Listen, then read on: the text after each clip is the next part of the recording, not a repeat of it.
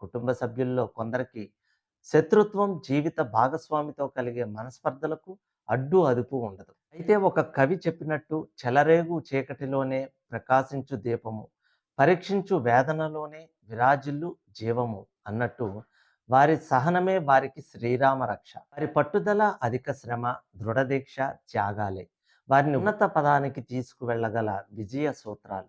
ఈ రాశి వారిలో అధిక శాతం విమర్శల్ని అస్సలు భరించలేరు. ఆవేశానికి లోనవుతారు. వీరి వీక్ పాయింట్ పొగడ్త. వృశ్చిక రాశి వారిని పొగిడి చూడండి.